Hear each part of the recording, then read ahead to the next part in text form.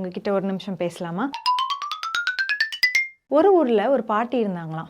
அந்த பாட்டிக்கு குடிக்கிற தண்ணி எடுக்கிறது வந்து ஒரு பெரிய விஷயமா இருந்துச்சாம். அவங்க என்ன பண்ணணுமா, ஒரு மலை மேலே ஏறி போய் மலையோட இன்னொரு சைடு போய் அந்த மலை அடிவாரத்துல இருந்தா தண்ணி எடுத்துட்டு வந்து அவங்க பழங்குறதுக்கு யூஸ் பண்ண வேண்டியதா இருந்துச்சாம். அப்போ அவங்க ஒரு நாள் சர்ச்சுக்கு போயிருந்தாங்களாம். போகும்போது சர்ச்சில் இப்போ பாஸ்டர் ப்ரீச் பண்ணாராம், விசுவாசத்தோடு நீங்கள் மலைகளை பார்த்து பெயர்ந்து சமுத்திரத்தில் விழுன்னு சொன்னால் அது விழுந்துரும், அந்த அளவுக்கு விசுவாசம் நமக்கு வேணும், ஆண்டவர் கண்டிப்பாக நமக்கு செய்வார் அப்படின்னு சொல்லி அவர் ப்ரீச் பண்ணிட்டு இருந்தாராம். இந்த பாட்டிக்கு அந்த போதகத்தை கேட்டதுக்கப்புறம் ரொம்ப சந்தோஷமாயிடுச்சான்.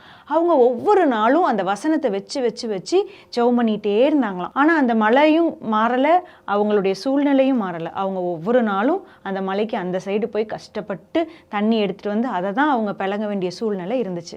அப்போ ஒரு நாள் என்னாச்சா, அந்த மலை அடிவாரத்தில் நிறைய ஆஃபீஸர்ஸை வந்து அந்த பாட்டி பார்த்தாங்களாம். பார்த்துட்டு இங்கே ஏன் இவ்வளோ பேர் நிற்கிறாங்க, இவ்வளோ ஆஃபீஸர்ஸ் ஏன் நிற்கிறாங்க அப்படின்னு சொல்லி யோசிச்சுட்டு, ஏன் இங்கே நீங்கள் எல்லாரும் இவ்வளோ கூட்டமாக நிற்கிறீங்க அப்படின்னு சொல்லி கேட்டாங்களாம். கேட்கும் பொழுது அந்த ஆஃபீஸர் சொன்னாங்களாம், இல்லை இந்த மலை வந்து போக்குவரத்துக்கு ரொம்ப கஷ்டமாக இருக்குது, அதனால இந்த மலையில் நாங்கள் வந்து ஒரு பாதை போட போகிறோம், மலையவே தகர்த்திடலாமா, தகர்த்திட்டு ஒரு ரோடு போட்டுடலாமா அப்படின்னு சொல்லி நாங்கள் யோசிச்சுட்டு இருக்கிறோம் அப்படின்னு சொல்லி சொன்னாங்களாம்.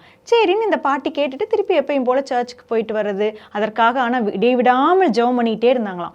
ஆண்டவரே, நீங்கள் மலையை பார்த்து பேருந்து சமுத்திரத்தில் விழுனா அது விழும் நீங்கள் சொல்லியிருக்கிறீங்களா ஆண்டவரே, நான் இதுக்கு ஜெபம் பண்ணுறேன், எனக்கு இந்த தண்ணி எடுத்துட்டு வர்றதுக்கு இந்த மலையை நீங்கள் தகர்க்கணும் அப்படின்னு சொல்லி அந்த பாட்டி ரொம்ப விசுவாசமாக ஜெபம் பண்ணாங்களாம். ஒரு நாள் என்னாச்சு, அவங்க தூங்கி எழுந்துச்சு வெளியே வந்து பார்க்கும் பொழுது அந்த மலையெல்லாம் தகர்த்து ஒரு அழகான ஒரு ரோடு வந்து போட்டிருந்ததை அவங்க பார்த்தாங்களாம். பார்த்தோன்னா அவங்களுக்கு ரொம்ப சந்தோஷம். எவ்வளோ ஒரு ஈஸியான ஒரு பாத்து நமக்கு கிடச்சிருச்சு, ஏசப்பா நம்மளுடைய ஜெபத்தை கேட்டுட்டார்ல, இனிமேல் நம்ம ஈஸியாக போய் தண்ணி எடுத்துகிட்டு வரலாம்னு அந்த பாட்டிக்கு ரொம்ப சந்தோஷமாயிடுச்சான். நீங்கள் யோசிச்சு பாருங்களேன், எவ்வளவோ வசனங்கள் நம்ம வாழ்க்கையில் நம்ம கேட்குறோம். வேதத்திலையும் எத்தனையோ வசனங்கள், ஆறுதலான வசனங்கள், தேற்றுகிற வசனங்கள், உற்சாகப்படுத்துகிற வசனங்கள்லாம் நமக்கு ஏசப்பா கொடுத்துருக்கிறாரு. ஆனால் எத்தனை தடவை நம்ம விசுவாசத்தோட அந்த வசனத்தை நம்ம ப்ரொக்ளைம் பண்ணி இது எனக்கு தான், எனக்கு நீங்கள் கொடுப்பீங்க அப்படின்னு சொல்லி நம்மளோட வாழ்க்கையில் அதை உரித்தாக்கி நம்ம ஜெபம் பண்ணியிருக்கிறோம். இன்றைக்கும் நீங்கள் பார்த்து கொண்டிருக்கிற ஒவ்வொருவரும் விசுவாசத்தோட ஜெபம் பண்ணுங்க. அந்த பாட்டிக்கு நடந்த அதே அற்புதம் உங்கள் வாழ்க்கையிலையும் நடக்கும்.